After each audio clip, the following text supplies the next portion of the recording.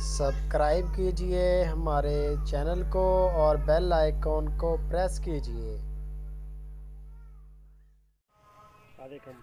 अस्सलाम वालेकुम दोस्तों, की हाल चाल है। मैं थोड़ा मेज़बान मोहम्मद शाह ते तुसी देख रहे हो साडा यूट्यूब चैनल सुपर टीवी।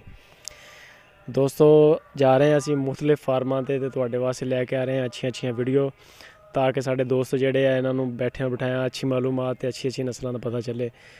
तो तुहाडी फार्मर दे नाल गलबात भी करवाने हैं। माशाल्लाह जानवर तो थोड़े जे रखे लेकिन है बड़े प्यारे आना और अस्सलाम वालेकुम। वालेकुम सलाम जी। की हाल है जी? अल्लाह दा कैमरे वाल देख के अल्लाह दा बड़ा शुक्र है जी।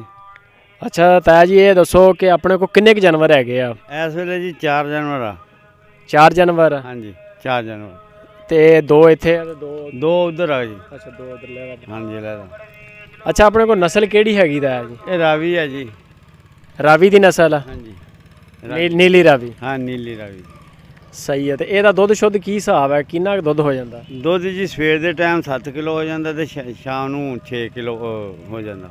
ਸ਼ਾਮ ਨੂੰ 6 ਕਿਲੋ ਹੋ ਜਾਂਦਾ। ਕੈਮਰਾਮੈਨ ਸਾਹਿਬ ਜ਼ਰਾ ਅੱਗੇ ਆ ਕੇ ਦਿਖਾਓ। ਮਾਸ਼ਾਅੱਲਾ ਜੀ ਦੁੱਧ ਦੱਸਦੇ ਨੇ ਕਿ ਤਕਰੀਬਨ 6-7 ਕਿਲੋ ਦੀ ਐਵਰੇਜ ਹੈ ਇਹਦੀ ਸਵੇਰ ਸ਼ਾਮ ਦੀ। ਬੜੀ ਸੀਲ ਆ। ਚੋਣ ਲੱਗਿਆ ਤੰਗ ਤੁੰਗ ਤੇ ਨਹੀਂ ਕਰਦੀ ਹੈ? ਨਹੀਂ ਜੀ ਬਿਲਕੁਲ ਨਹੀਂ ਤੰਗ ਕਰਦੀ। ਅੱਛਾ ਸੀਲ ਆ ਬਿਲਕੁਲ? ਬਿਲਕੁਲ ਸੀਲ ਹੈ। ਸਹੀ ਹੈ। ਤੇ ਪਾਉਂਦੇ ਕੀ ਹੋ ਇਹਨੂੰ? ਵੰਡਾ ਛੰਡਾ ਪਾਉਂਦੇ ਹੋ ਜਾਂ ਕੋਈ ਸੈਲੇਜ ਵਗੈਰਾ? ਸੈਲੇਜ ਵਗੈਰਾ ਨਹੀਂ ਪਾਉਂਦੇ ਤੇ ਅਸੀਂ ਪੱਠੇ ਪੱਠੇ ਪਾਉਂਦੇ ਹਾਂ। ਪੱਠੇ ਪਾਉਂਦੇ ਹੋ? ਹਾਂਜੀ ਪੱਠੇ। ਤੇ ਆ ਜਿਹੜਾ ਝੋਟਾ ਰੱਖਿਆ ਝੋਟਾ ਇਹ ਜੀ ਇਹਦੇ ਬੱਚਾ ਵਾ ਤੇ ਅਸੀਂ ਇਹਨਾਂ ਪੱਠੇ ਲਿਆਈਦੇ ਆ ਰੇੜੀ ਤੇ। ਰੇੜੀ ਦੇ ਪੱਠੇ ਲੈ ਕੇ ਆਉਂਦੇ? ਹਾਂ ਰੇੜੀ ਦੇ ਪੱਠੇ। ਕਿੰਨੇ ਜਾਨਵਰਾਂ ਤੋਂ ਸਟਾਰਟ ਕੀਤਾ ਸੀ ਇਹ? ਇੱਕ ਤੋਂ ਜੀ ਇੱਕ ਜਾਨਵਰ ਤੋਂ ਇੱਕ ਮੁੱਲ ਲਿਆ ਸੀ? ਹਾਂ ਇੱਕ ਮੁੱਲ ਲਿਆ ਸੀ ਤਾਂ ਹੁਣ ਮਾਸ਼ਾਅੱਲਾ ਇਹਦੇ ਕਈ ਵੇਚੇ ਆ।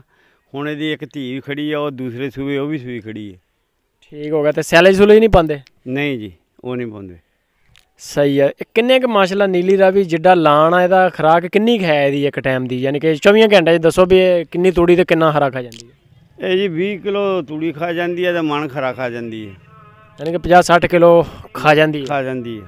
ਤੇ ਫਿਰ ਦੁੱਧ ਬਣਦਾ ਇਹਦਾ 12-13 ਲੀਟਰ ਚ ਦੋਨੋਂ ਟਾਈਮਾਂ ਦਾ? ਹਾਂਜੀ ਦੋਨੋਂ ਟਾਈਮਾਂ ਦਾ। ਸਹੀ ਹੋ ਗਿਆ। ਦੋਸਤੋ ਗੱਲਬਾਤ ਸੁਣ ਰਹੇ ਹੋ ਤੁਸੀਂ।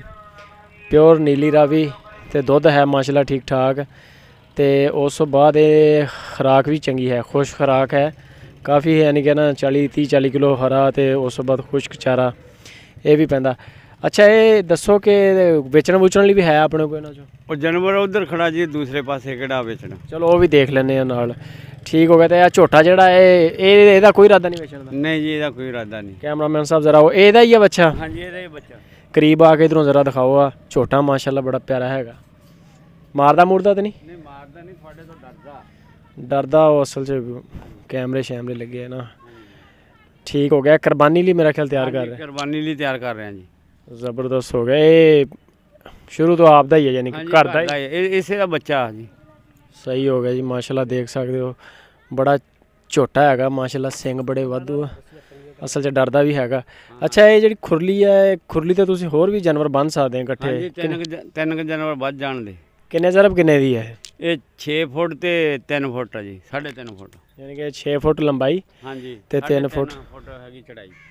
ਸਹੀ 3.5 ਫੁੱਟ ਚੌੜਾਈ। ਹਾਂਜੀ ਠੀਕ ਹੋ ਗਿਆ ਦੋਸਤੋ। ਇਹਦੇ ਉੱਤੇ ਤਕਰੀਬਨ 3 ਜਾਨਵਰ ਬਚ ਸਕਦੇ ਆਸਾਨੀ ਨਾਲ। ਤੇ ਫਾਰਮ ਫੂਰਮ ਕਿਉਂ ਨਹੀਂ ਬਣਾਇਆ ਤੁਸੀਂ ਇੱਥੇ? ਖੁੱਲਾ ਅੱਛਾ ਖੁੱਲੀ ਜਗ੍ਹਾ ਸਹੀ? ਖੁੱਲੀ ਸਹੀ ਹੈ। ਧੁੱਪ ਵੀ ਆ ਸ਼ਾਮ ਵੀ ਬੰਦੇ ਬਣਾਉਂਦੇ, ਬੜੇ ਬੜੇ ਪਿਆਰੇ ਸ਼ੈੱਡ ਬੰਦੇ ਬਣਾਉਂਦੇ ਆ। ਉਹ ਤਕੜਿਆਂ ਬੰਦਿਆਂ ਦਾ ਕੰਮ ਆ, ਆਪਾਂ ਤਾਂ ਹੈਗੇ ਆ ਮਾੜੇ ਬੰਦੇ।